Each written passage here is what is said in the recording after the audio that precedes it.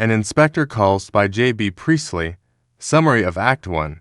The scene is set in the dining room of a house that belongs to a fairly wealthy manufacturer. The house is described as nice, solid, with good furniture, and an ornate floor lamp. It is comfortable, but not cozy. The curtain lifts to reveal a family, the Burlings, and one non-family member, Gerald, sitting at the dining room table. Edna, the maid, is cleaning the bare table of stray champagne glasses and dessert plates. The family begins to drink port, and everyone is wearing appropriate evening dress. Arthur Burling, the father, is characterized as a large man with provincial speech. His wife is cold and her husband's social superior. Sheila, the daughter, is in her early 20s and appears to be excited about life. Gerald Croft is an attractive 30-year-old man about town. Eric is in his mid-20s and appears a little uneasy. The family is celebrating a special occasion. Mr. Burling opens the play by thanking Edna for the port she has brought out of the sideboard, and offering it to Gerald, with a promise that it is the same port that Gerald's father customarily purchases. When Gerald qualifies that he doesn't know much about port himself, Sheila expresses relief that her fiancé is not one of those purple-faced old men who are knowledgeable in such matters. Burling encourages his wife to drink, reminding her that it is a special occasion. Edna takes her leave and Burling remarks how nice the evening is. Mrs. Burling reproaches her husband for having made such a comment, but he responds that he was only treating Gerald like a family member.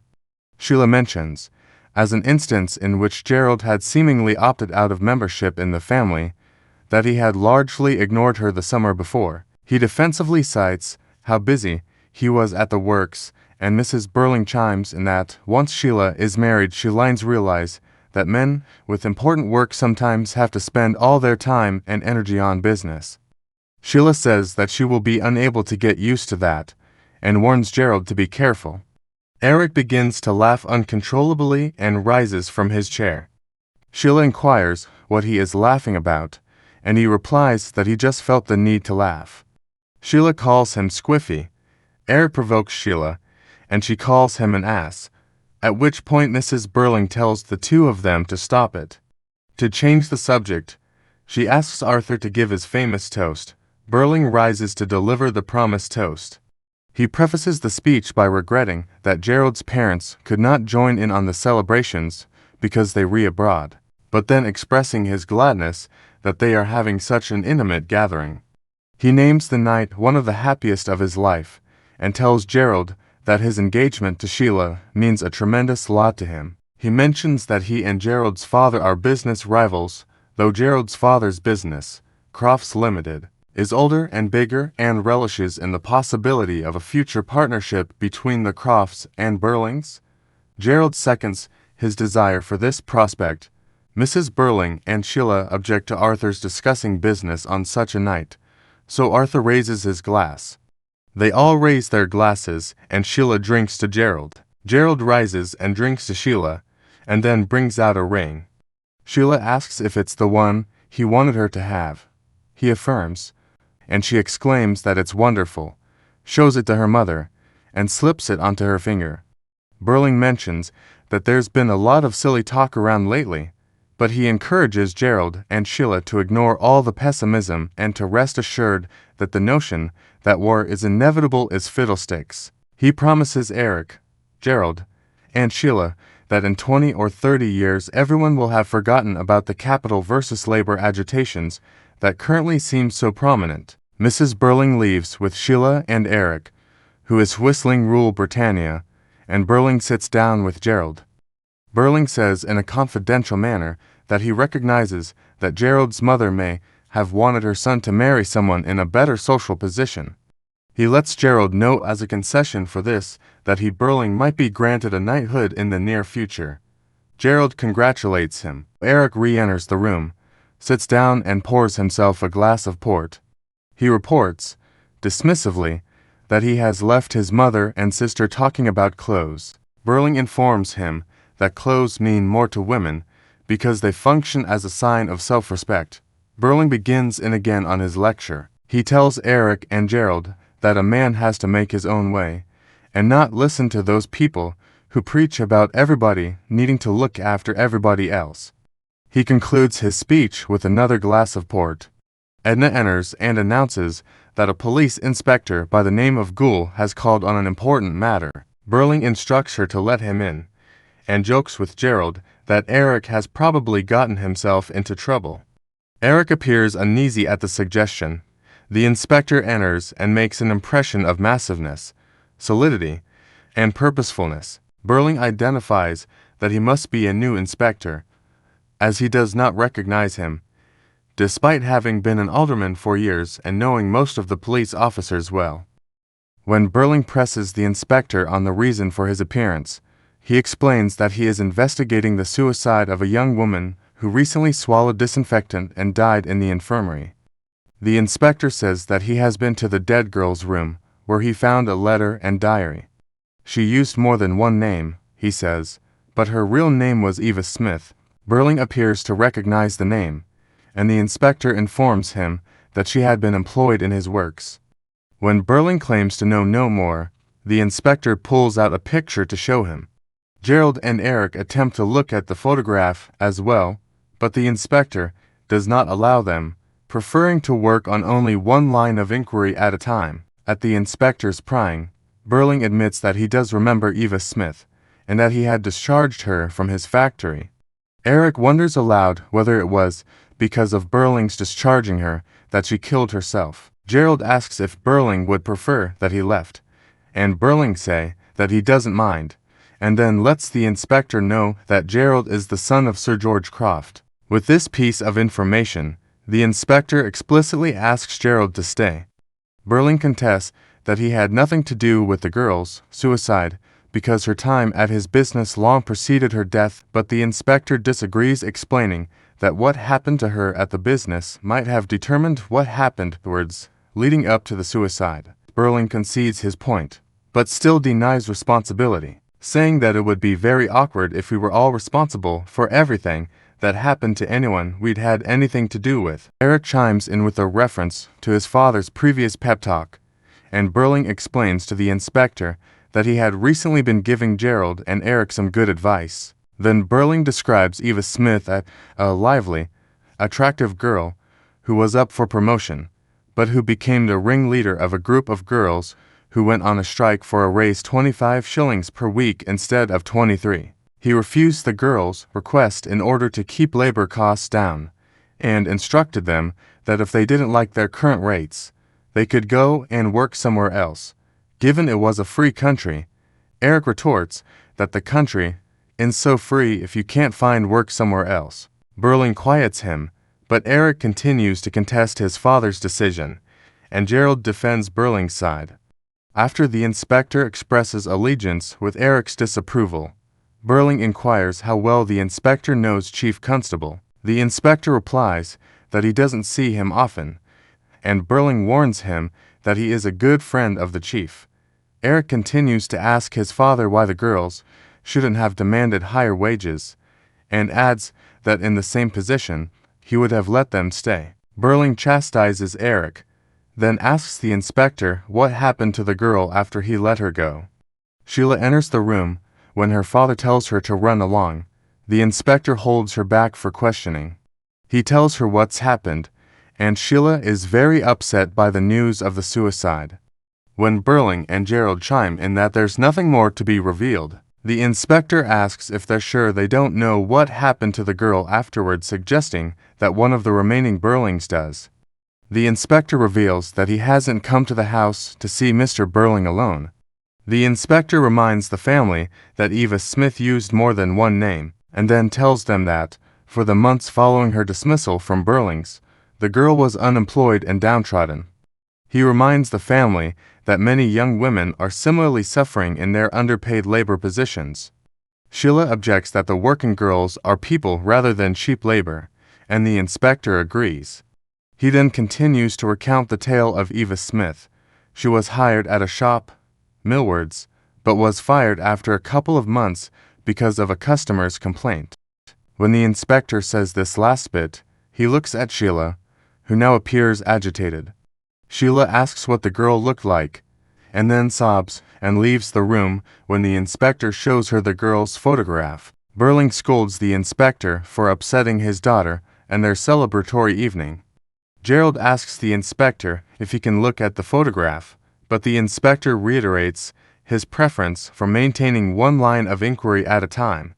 Eric exasperatedly interjects that he's had enough and makes to leave, but the inspector insists that he stay. He adds that sometimes there isn't as much difference, it seems, between respectable citizens and dangerous criminals.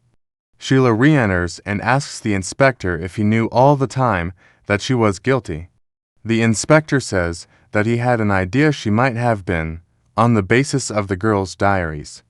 Sheila asks the inspector if she's really responsible, and he says not entirely, but partly. Sheila explains that she had told the manager of Millward's to fire the girl, threatening that if they didn't fire her, Mrs. Burling would close the family's account there. Sheila admits that she was acting out of a bad temper, which was provoked by seeing the girl smile at a salesgirl while Sheila was looking at the mirror trying on something that didn't suit her and had looked better on the girl. When Sheila effusively expresses her remorse, the inspector harshly responds that it's too late. The inspector continues on with his narrative of the dead girl's difficult travails, now adding that after she was fired at Millward's, she changed her name to Daisy Renton. At the mention of the name, Gerald looks startled and pours himself a drink. The inspector and Eric depart, leaving Gerald and Sheila alone. Sheila questions Gerald about his startling at Daisy's name, and he admits that he knew her. She asks if it was Miss Renton that he was seeing during the spring and summer that he was so busy, and he grants that it was and apologizes. Gerald pleads with Sheila to not mention that he knew Daisy Renton, and Sheila laughs and insists that the inspector surely already knows. You'll see, she says triumphantly. An inspector calls. Act 2. The scene and situation remain the same as at the end of Act 1, except that the main table is slightly more upstage. The inspector remains at the door, and then enters the room and looks expectantly to Gerald.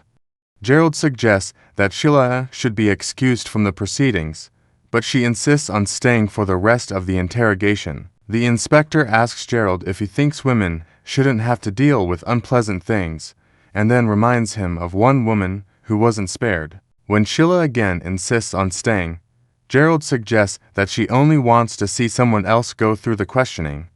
His suggestion offends her and she accuses him of judging her to be selfish and vindictive. The inspector offers his interpretation that Sheila simply doesn't want to be alone with her responsibility and that, if nothing else, we have to share our guilt. Sheila agrees with him, but then begins to question his strange manner for a police officer. Before he can respond, Mrs. Burling strides in. She has been informed of the proceedings, and insists to the inspector that the family will not be able to assist him anymore. Sheila begs her mother not to act so stridently and risk saying or doing something that she later regret. She and Gerald and Mr. Burling, she explains, had all begun confident until the inspector began questioning them. Mrs. Burling suggests that Sheila go to bed, because she won't be able to understand the motives of a girl of that class. Sheila again refuses to leave, and again warns her mother against building a wall between herself and the girl that the inspector is bound to tear down. Mrs. Burling continues on in this vein, taking offense at the inspector's inquiry and reminding him of her husband's high position as a magistrate and former Lord Mayor. Mrs. Burling reports that her husband is in the other room calming Eric down from his excitable mood. When she explains that her son ain't used to drinking so much, Sheila corrects her by revealing that Eric has been consistently over-drinking for the past 2 years. Mrs. Burling doesn't believe it, but Gerald testifies that Eric is indeed a heavy drinker. Sheila reminds her mother that she had warned her not to presumptively build walls between herself and others that she deemed less respectable. Burling enters and reports that Eric has refused to go to bed as his father asked him because the inspector has requested that he stay. He asks the inspector if this is true, and then encourages him to question the boy now, if he is going to at all. The inspector insists that Eric wait his turn. Sheila provokes her mother. You see, but Mrs. Burling doesn't understand. Burling takes offense at the inspector's tone and handling of the inquiry. The inspector coolly proceeds to ask Gerald when he first got to know Daisy Renton. His presumption of an acquaintance between Gerald and the girl surprises the Burling parents. Gerald half-heartedly attempts to seem surprised by the inspector's presumption, but then he gives in and confesses that he met the girl in the bar at the Palace Music Hall, a favorite destination for women of the town. Gerald explains that he was going to leave the bar when he noticed a girl who appeared different from the rest. In the middle of describing this girl, he exclaims, "My God!" Having just internalized the girl's death, he continues his description of her as charmingly dressed, and notes that at the moment he noticed her she was being harassed by old Joe Meggerty. Mrs. Burling bristles at the idea that Gerald is speaking of Alderman Meggerty, whom she had always thought respectable, but Gerald and Sheila confirm that Meggerty is a renowned womanizer. Gerald goes on to describe his first meeting with Daisy Renton. He took her out of the bar to the county hotel, where he asked her questions about herself. She vaguely mentioned her jobs at Burlings and at Millward's. Gerald realized a few nights later, when they met again, that she was completely impoverished, and offered her to live in a set of rooms that belonged to a friend of his who was away on a trip. He assures the Burlings that he did not put her there in order to sleep with her, and that the affair only came after. Gerald apologizes to the inspector, but Sheila insists that she rather more deserves the apology. The inspector asks first whether the girl became his mistress, and then whether he was in love with her. Gerald responds affirmatively to the first question and hesitatingly to the second. Gerald reports that he broke off the affair in the first week of September, right before he was to go away for several weeks. She took it very well, and Gerald gave her a small parting gift of money to help her support herself for a while. She didn't mention to Gerald what she planned on doing afterward, but the inspector fills him in that she went away to a seaside place to be alone.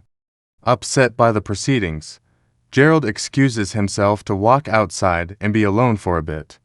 Sheila returns her engagement ring to him before he leaves. She respects him for his honesty, she says, but believes that they just aren't the same people who sat down to dinner, and that they would have to rebuild their relationship anew. Burling tries to convince Sheila to be more reasonable, but Sheila replies that Gerald knows better than her father does what she means.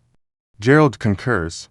Mrs. Burling announces that it seems they've almost reached the end of it, but Gerald interrupts that he doesn't think so before he walks out the door. Sheila points out that the inspector never showed Gerald the picture of the girl, and the inspector responds that he didn't think it necessary. The inspector shows the photograph to Mrs. Burling, who denies recognizing it.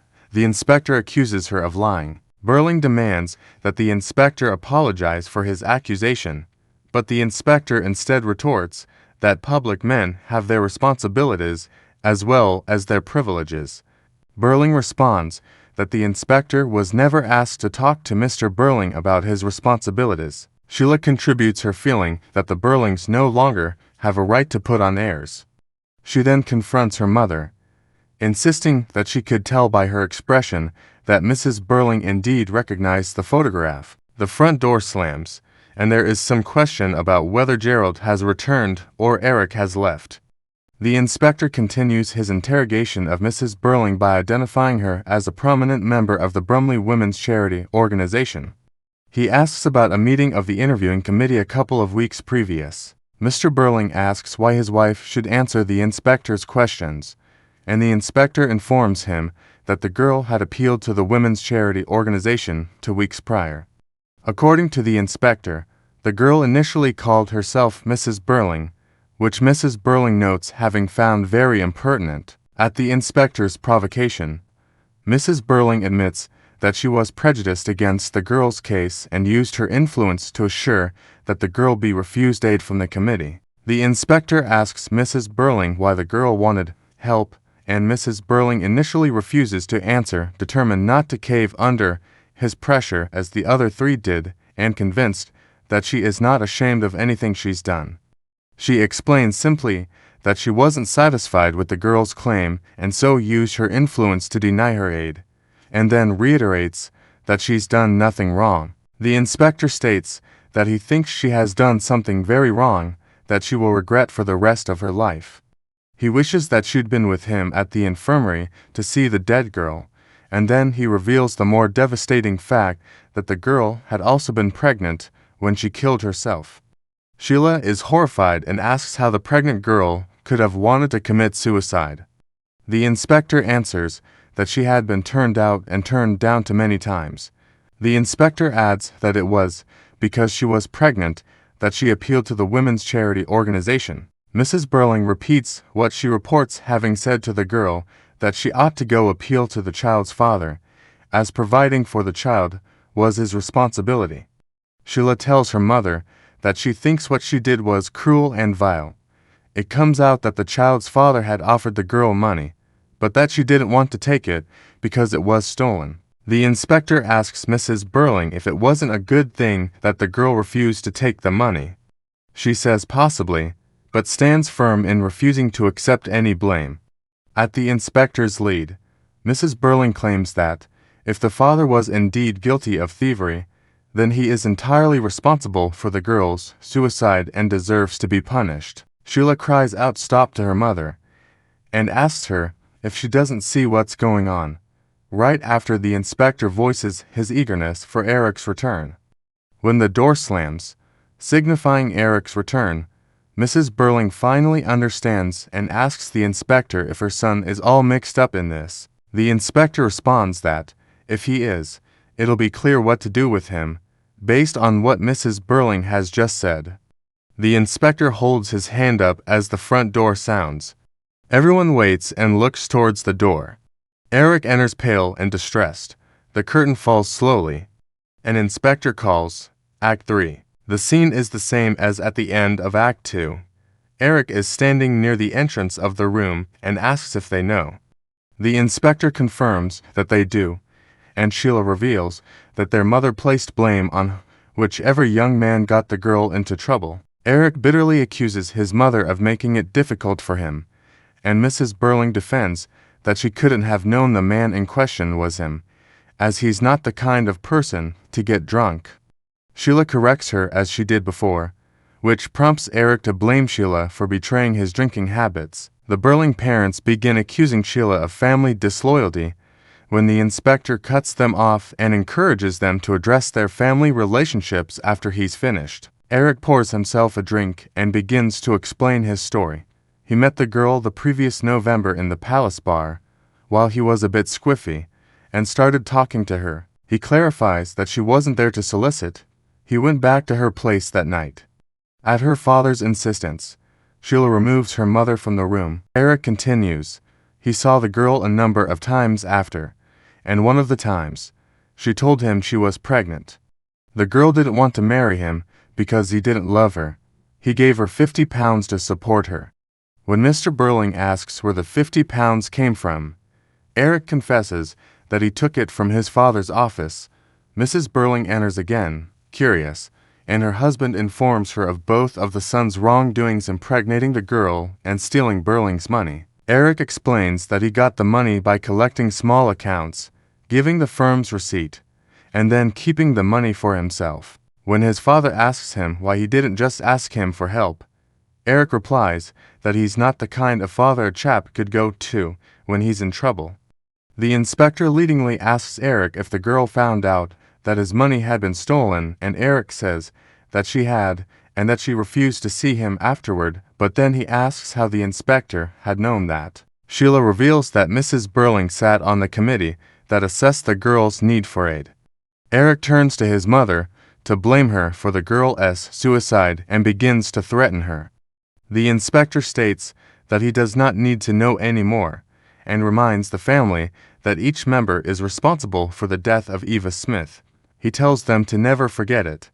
Mr. Burling offers the inspector a bribe of thousands of pounds, but the inspector refuses it. The inspector deduces a moral from the investigation. Though Eva Smith has gone, there are millions and millions of Eva Smiths still alive who have hopes and suffering and aspirations and who are all implicated in what we think, say, and do. He insists that everyone is responsible for each other, and then walks out. Sheila is left crying. Mrs. Burling is collapsed in a chair. Eric is brooding, and Burling pours himself a drink and then tells Eric that he considers him to be most blameful. He fears for the public scandal that will surely result from the investigation and that might harm his chances at a knighthood. Eric asks what difference it makes if he gets a knighthood now. Burling warns Eric that he'll be required to repay everything he's stolen and work for nothing until he has. Sheila is upset that her parents are acting as though nothing has happened. She then wonders aloud whether the inspector wasn't actually a police inspector at all.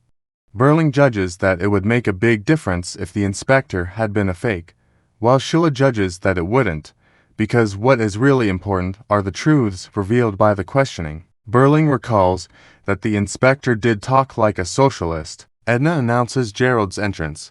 Gerald inquires how the inspector behaved with them since his departure, and then he reveals that the inspector wasn't a real police officer. Gerald met a police sergeant on his walk and asked him about Inspector Goole. The sergeant swore that there was no inspector by the same name or description. The Burling parents are very excited by this news, and Burling calls Chief Constable to verify that there is no inspector whose name is Goole or who matches his description. Burling exclaims that this makes all the difference, and again Sheila and Eric insist that it doesn't. Burling reasons that the inspection was probably set up by someone in the town who doesn't like him. Mrs. Burling reminds her family that she was the only one who didn't give in to him, and suggests that they now discuss the affair amongst them and determine if there is anything to do about it. Burling agrees with his wife, and adds that the inspector may not be the end of it. Burling demands that Eric, who is looking sulky, begin to take some interest in the matter. Eric responds that his problem is rather that he's taken too much interest, and Sheila joins him in this sentiment. Mr. Burling and Mrs. Burling voice their desire to behave sensibly in the circumstance, but their children rebut that they can't pretend that nothing's happened when the girl is still dead and the family members still did the things they confessed to doing. Both sides continue to protest and defend their own positions. Gerald proposes that the one fact that Eric and Sheila are assigning great significance that Eva Smith is dead may not even be a fact after all. He asks the Burlings how they know that they've all committed offenses to the same girl, suggesting that the photographs the inspector showed the family members might actually have been distinct photographs, and not of the same girl. Burling catches on, and reasons that they only had the inspector's word for it, but now that they know that he lied about his identity, he might well have been lying about it all. Gerald asks what happened he'd left. Mrs. Burling recounts that the inspector accused her of seeing Eva Smith only 2 weeks previous, and that she had assented in it even though the girl hadn't called herself Eva Smith before the committee. She admits that she had felt compelled to provide what the inspector expected from her. Eric still doesn't believe Gerald's claim, and insists that the girl that he got pregnant was the same that asked his mother for aid. Gerald proposes that even that could have been nonsense. Eric fights back, arguing that it's not nonsense because the girl's still dead. But Gerald asks what girl. Eric still holds to the idea that the girl he knew is dead, even though he has no evidence for it apart from the inspector's testimony. Burling triumphantly continues to hypothesize that the inspector simply shocked them into submission with his initial description of the girl's suicide, in order to more easily bluff them throughout his inquiry. Gerald suggests that they call the infirmary to confirm whether or not there was any suicide at all, and though Burling objects that it will look queer, he proceeds and discovers from the hospital that they haven't had a suicide for months.